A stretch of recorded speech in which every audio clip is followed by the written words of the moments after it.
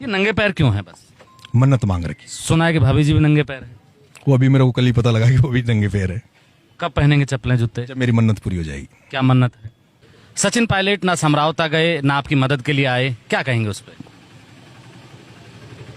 कहा ना डॉक्टर साहब किरोड़ी लाल जी ने कि 7 करोड़ की बजरी एक दिन में निकल रही है, फिर दोबारा क्यों नहीं बोले? जूली डोटासरा क्यों चुप हो गए? क्यों नहीं बोल रहे? अब क्यों नहीं धरना दे रहे? राजस्थान में एक ऐसा भ्रष्टाचार का मामला है बिसलपुर में, इस मामले को वही उठाएगा जो सच्चा पत्रकार होगा।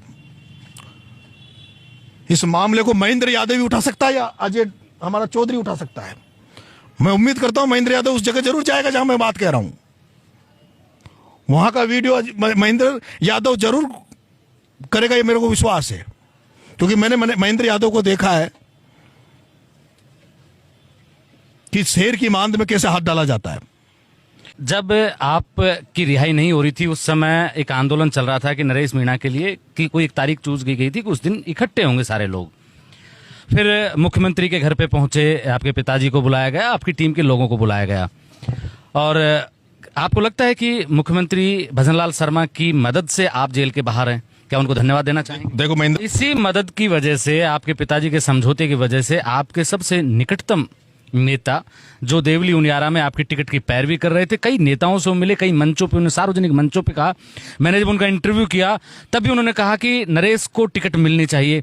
वो नेता इस समझौते के बाद नाराज हुआ, प्रहलाद गुंजल उनका नाम है। और आपके जो चिर प्रतिद्वंदी हैं, जो आप अपने जिनको आप अपना दुश्मन मानते हैं, प्रमोद जैन भाया की रैली में शामिल हुए, क्या इसी वजह से, इसी नाराजगी की वजह से प्रमोद जैन भाया की रैली में शामिल हुए? मैं बाल साहब ठाकरे को एक बार पढ़ रहा था, फिर उनकी पूरी भूमिकाएं मैंने देखी। वो कभी जीवन में चुनाव नहीं लड़े, लेकिन उन्होंने जो चाहा महाराष्ट्र में वही किया, जिसके कंधे पे हाथ रख दिया वही विधायक होता था। क्या नरेश मीणा विधायक बनेगा, सांसद बनेगा, या फिर नरेश मीणा भी बाल साहब ठाकरे की उसी नीति पर काम करेगा कि गांव से किसी बकरी चराने वाले आदमी को उठाकर कह दिया कि ये विधायक होगा आपका, और वो बन जाएगा? मेरे साथ नरेश मीणा है, परिचय तो अब क्या ही दें। बधाई हो जेल से बाहर आने की। थैंक यू मेरे भाई, थैंक यू। कैसा रहा 8 महीने का सफर? अब जेल में था तो जेल का तो आप जानते हो कैसा रहा होगा, और बाहर भी जिस तरह से लोगों को परेशान किया गया, टॉर्चर किया गया, परिवारजन परेशान थे, तो कठिन समय था, लेकिन आत्मचिंतन करने का समय मिला, आत्म अवलोकन करने का समय मिला,